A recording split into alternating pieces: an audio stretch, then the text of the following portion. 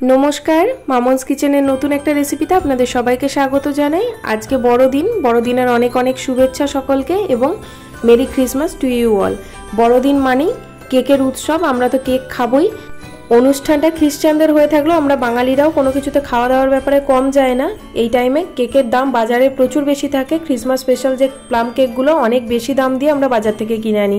বাড়িতে যদি আপনারা এই প্লাম কেকটা বানিয়ে নেন, দোকানের থেকে অনেক কম খরচে আপনারা বানিয়ে নিতে পারবেন। আর দেখতে কত সুন্দর হয়েছে সেটা আশা করছি বলে দিতে হবে না, কোনো অংশে দোকানের থেকে কম মনে হচ্ছে না এবং খেতেও হয়েছিল দুর্দান্ত। এই কেকটা কিন্তু একদম এগলেস এবং বানাবো আমি একদম গ্যাসের ওভেনে, কোনো রকম মাইক্রো ওভেন ইউজ না করে। আজকে থাকছে বিভিন্ন রকম টিপস অ্যান্ড ট্রিক্স, যেটা ফলো করলে আপনাদের কেকও একদম পারফেক্ট হবে। তাই স্কিপ না করে পুরো ভিডিওটা দেখতে থাকুন। প্রথমেই লাগছে অরেঞ্জ জুস। আমি এখানে 3টে অরেঞ্জের জুস করে নিয়েছি। মোরব্বা, কালো কিশমিশ, ব্রাউন কিশমিশ, পেস্তা, কাজু বাদাম, অ্যালমন্ড, টুটি ফুটি এবং চারমগজ, এগুলো লাগছে। প্রত্যেকটা ড্রাই ফ্রুটস আমি 20 থেকে 30 গ্রাম করে নিয়ে নিয়েছি। শুধুমাত্র মোরব্বাটা নিয়েছি 50 থেকে 70 গ্রাম। সব ড্রাই ফ্রুটসগুলোকে আমি প্রথমে রাফলি চপ করে নিয়েছি। শুধু কালো কিশমিশটা আমি কোনোভাবে চপ করিনি, গোটা গোটা রেখেছি।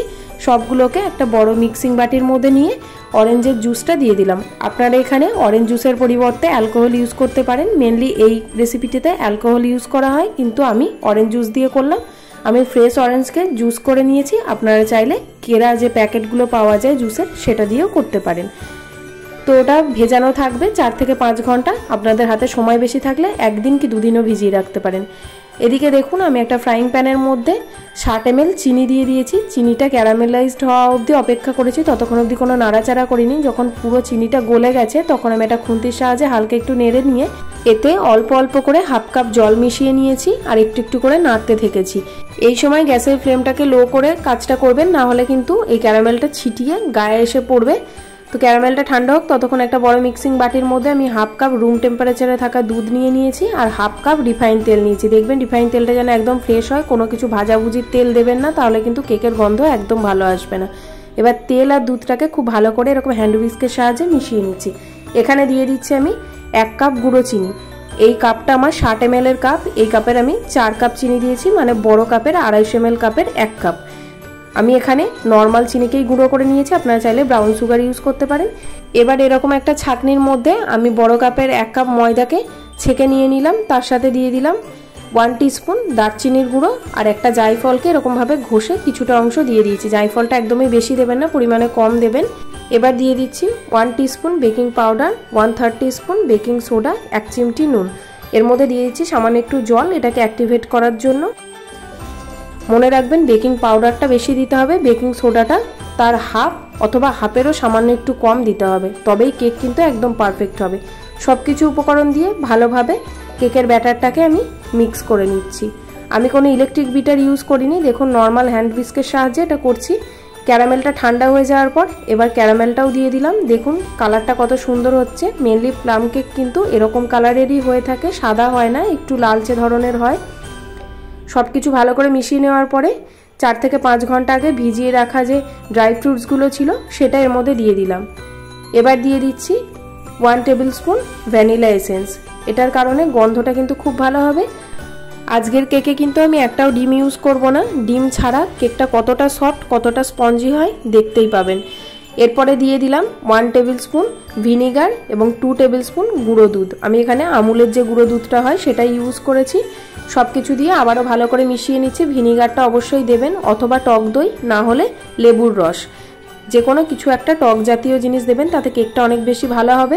আমি এখানে 1 টেবিল স্পুন ভিনিগার ইউজ করেছি। এবার আমি 2টো কেক বেক করার জন্য পাত্র নিয়ে নিয়েছি, একটা অ্যালুমিনিয়াম ফয়েল আর একটা ঘরে থাকা নর্মাল যে অ্যালুমিনিয়ামের বাটি, সেই বাটি। আমার কাছে কেক মোল্ড নেই, তাই এতেই আপনাদেরকে করে দেখাবো কত ভালো কেক আজকে হয়। ঘরে থাকা সামান্য সামান্য কিছু জিনিস দিয়েই কেক কিন্তু একদম পারফেক্টলি বানানো যায়, তাই জন্য খুব দামি দামি কিছু জিনিস লাগে না। এই অ্যালুমিনিয়াম ফয়েলগুলো আপনারা বাজারে 10 থেকে 15 টাকার মধ্যে কিনতে পেয়ে যাবেন। এবার 2টো পাত্রতেই আমি হালকা হালকা করে সাদা তেল ব্রাশ করে নিয়েছি আর অ্যালুমিনিয়াম ফয়েলটার ওপরে একটু গুঁড়ো ময়দা ছিটিয়ে নিয়েছি, তাতে কেকটা লেগে যাওয়ার সম্ভাবনা থাকবে না। আর যে অ্যালুমিনিয়ামের বাটিটা নিয়েছিলাম সেটার মধ্যে আমি গোল করে এবং লম্বা করে 2টো নর্মাল পেপার কেটে তাতে তেল মাখিয়ে ভালো করে চারিদিক দিয়ে দিয়েছি, যাতে কেকটা লেগে না যায়। এবার প্রথমে ব্যাটারটা অ্যালুমিনিয়াম ফয়েলে ঢেলে নিলাম। তারপরে উপর থেকে একটু সাজিয়ে নিচ্ছি। এরপরে আমি নর্মাল যে বাটিটার মধ্যে কেকটা বানাবো সেই বাটিটার মধ্যেও ঢেলে নিচ্ছি। ঢেলে নেওয়ার পরে এটাকেও একইভাবে উপর থেকে একটু ডেকোরেট করে দেব। সব ড্রাই ফ্রুটসগুলো ওপরে এখনই দেবো না, কারণ কেকটা যখন ফুলবে তখন ড্রাই ফ্রুটসগুলো একদম তলায় চলে যাবে, তাই বাকি ড্রাই ফ্রুটসগুলো পরে দেবো। কেকটা অবশ্যই দুবার করে ট্যাপ করে নেবেন, তাহলে ভেতরে কোনো এয়ার বাবল থাকলে সেটা বেরিয়ে যাবে। এবার আমি দুটো পাত্র নিয়ে নিয়েছি, একটা বড় অ্যালুমিনিয়ামের গামলা নিয়ে নিয়েছি, তার মধ্যে একটা স্ট্যান্ড দিয়ে দিচ্ছি, এর মধ্যে একটা কেক বেক করব। আর একটা ননস্টিকের কড়াই নিয়ে নিয়েছি, তার ভেতরে লবণ দিয়ে দিচ্ছি। লবণ দিয়ে তার উপরে কেকটাকে বেক করব। আপনারা চাইলে এখানে বালিও দিতে পারেন, আমার কাছে বালি নেই তাই লবণ দিয়ে করে আপনাদেরকে দেখাচ্ছি। তো দেখুন আমি দুটো পাত্রকেই প্রথমে প্রিহিট করতে দিয়ে দিয়েছি 10 মিনিটের জন্য। আমার কড়াইয়ের যে ঢাকনাটা ছিল সেখানে একটা ছিদ্র ছিল, সেখানে আমি একটা কাগজ দিয়ে দিয়েছি যাতে ভেতরের হিটটা বাইরে বেরিয়ে না আসে। 10 মিনিট হয়ে গেছে। দেখুন আমি গামলাটা প্রথমে ঢাকনাটা খুলে স্ট্যান্ডের ওপরে অ্যালুমিনিয়াম ফয়েলটা বসিয়ে দিলাম। অ্যালুমিনিয়াম ফয়েলটা যখন বসাবেন খুব সাবধানে বসাবেন, কারণ গামলাটা খুব গরম থাকবে। তারপরে আমি কড়াইয়ের মধ্যে যেটা বেক করব সেই কেকটাকেও দিয়ে দিলাম লবণের ওপরে। তো মোটামুটি আধ ঘন্টা পরে আমি আপনাদেরকে খুলে দেখাচ্ছি কেকটা কতটা ফুলে গেছে, দুটোই দেখতে পাচ্ছেন। এবার এই অবস্থাতে আমি ওপর থেকে বাকি ড্রাই ফ্রুটস যেগুলো দেওয়ার সেগুলো দিয়ে দেব। এখানে বলে রাখি আমার কিন্তু অ্যালুমিনিয়াম ফয়েলের কেকটা অনেক তাড়াতাড়ি তৈরি হয়ে গেছে। 40 মিনিটের মধ্যে আমার অ্যালুমিনিয়াম ফয়েলের কেকটা তৈরি হয়ে গেছে। সেই তুলনায় আমার বাটির কেকটা তৈরি হতে একটু সময় লেগেছে। বাটির কেকটা তৈরি হতে প্রায় আমার 1 ঘন্টা সময় লেগেছে। আপনারা 50 মিনিট থেকে 1 ঘন্টা সময় হাতে নিয়ে কেকটা বানাবেন। আরও আমি 10 থেকে 15 মিনিট বেক করে আপনাদেরকে দেখাচ্ছি কেকটা হয়েছে কি কাঁচা আছে।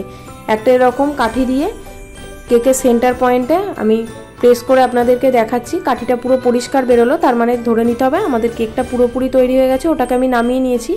এদিকে দেখুন বাটির কেকটার ভিতরেও আমি একইভাবে কাঠিটা ভরেছিলাম, কিন্তু বাটির কেকটা এখনও তৈরি হয়নি। এটার গায়ে হালকা এখনও লেগে লেগে আসছে, সেই কারণে এটাকে আরও আমি 10 থেকে 15 মিনিট বেক করে নেব। তো 10 থেকে 15 মিনিট পর বেক করার পর আমি বার করে নিয়েছি বাটির কেকটাও।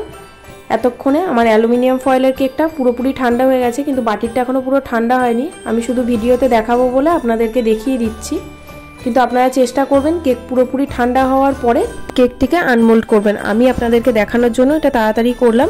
কেকে কিন্তু তেলের পরিমাণটা খুব ইম্পর্টেন্ট। তেল বা বাটার যেটা ইউজ করেন সেটা কিন্তু যতটা পরিমাণ আমি দেখিয়েছি প্রায় ততটা পরিমাণই ব্যবহার করবেন, নাহলে কেক কিন্তু পাউরুটির মতো হয়ে যাবে, একদম শুকনো হয়ে যাবে। আর এরপরে দেখুন অ্যালুমিনিয়াম ফয়েলের কেকটাও আমি বার করে নেবো। অ্যালুমিনিয়াম ফয়েলের কেকটা এরকম ছুরি দিয়ে ছাড়ানোর কোনো দরকারই নেই, নিজের থেকেই ছেড়ে আসছে। দেখতেই পেলেন কত সহজে ছাড়ানো হয়ে গেল। আপনারাই দেখে বলবেন যে কেকটা কেমন হয়েছে। বাড়িতে মাইক্রোওভেন ছাড়া গ্যাসের চুলাতে কত ভালো কেক বানানো যায় আশা করছি আপনাদেরকে আমি বোঝাতে পেরেছি। আর এইভাবে যদি আমার টিপসগুলো আপনারা ফলো করেন আপনাদের কেক ভালো হতে বাধ্য। দেখুন কতটা সফট হয়েছে। আর কেক যদি ভেতরে এরকম জালি জালি হয় তাহলে বুঝবেন কেক একদম ঠিকঠাক হয়েছে, কিন্তু যদি জালি না হয় তাহলে বুঝবেন কেক কিন্তু ঠিকঠাক হয়নি, দাঁতে আটকে আটকে আসবে। আমি আপনাদেরকে কেটে দেখিয়ে দিলাম কেকগুলো কতটা ভালো হয়েছে। রেসিপিটা আপনাদের কেমন লাগলো আমাকে অবশ্যই জানাবেন। ভালো লাগলে লাইক শেয়ার কমেন্ট করবেন এবং সাবস্ক্রাইব করে আমার পাশে থাকবেন।